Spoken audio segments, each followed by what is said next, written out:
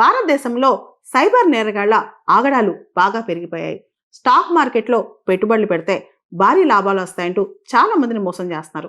తక్కువ సమయంలో భారీ లాభాలు వస్తాయంటూ వాళ్ళకంతా ట్రేడింగ్ తెలుసని మనల్ని నమ్మించేస్తారనమాట. ట్రేడింగ్ పైన సరైన అవగాహన లేకపోతే మనం వాళ్ళ వల్ల అస్సలు పడకూడదు.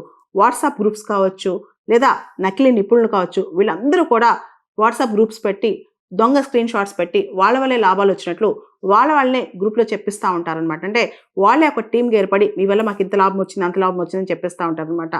అలాంటి నేరగాళ్ల బారిన పడి మనం నష్టపోకూడదు. ముఖ్యంగా నమ్మించే డ్రామాలో పెద్ద పెద్ద గ్రూప్స్, పెద్ద పెద్ద గ్యాంగ్సే తయారయ్యాయి. కాబట్టి సైబర్ నేరగాళ్ల విషయంలో మనందరం కూడా చాలా జాగ్రత్తగా ఉండాలి. ముఖ్యంగా సెబీ గుర్తింపు లేని సంస్థల దగ్గర మనం అస్సలు పెట్టుబడులు పెట్టకూడదు.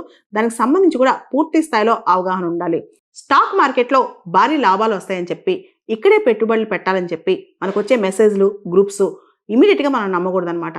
తెలియని యాప్స్ కావచ్చు, వాట్సాప్ ట్రేడింగ్ గురువుల్ని మనం నమ్మకూడదు. దాంతోపాటు పెట్టుబడులు పెట్టే ముందు, స్టాక్ మార్కెట్లో ఇన్వెస్ట్ చేసే ముందు మనం ఎక్కడ ఇన్వెస్ట్ చేస్తున్నాం, వాటికి సెబీ రిజిస్ట్రేషన్ ఉందని చెప్పి మనం ఎంక్వైరీ చేసుకోవాలి. దాంతోపాటు ఈ సైబర్ నేరగాళ్లు రకరకాల అంశాలకు సంబంధించి, మన అకౌంట్లకు సంబంధించి మన డీటెయిల్స్ రాబట్టి వాటిని మిస్యూజ్ చేసే ప్రమాదం ఉంది. కాబట్టి ఎటువంటి పరిస్థితుల్లో డబుల్ చెక్ చేసుకోకుండా మనం ఎక్కడ ఇన్వెస్ట్ చేయకూడదు, మన అకౌంట్ నెంబర్స్ ఇవ్వకూడదు. డిజిటల్ అరెస్ట్తో పాటు ఇలాంటి స్కామ్స్ కూడా, మొత్తం సైబర్ ఫ్రాడ్స్ అనేవి విపరీతంగా పెరిగిపోయాయి. రీసెంట్గా ఇలాంటి కేసులు కూడా భారతదేశంలో వస్తున్నాయి.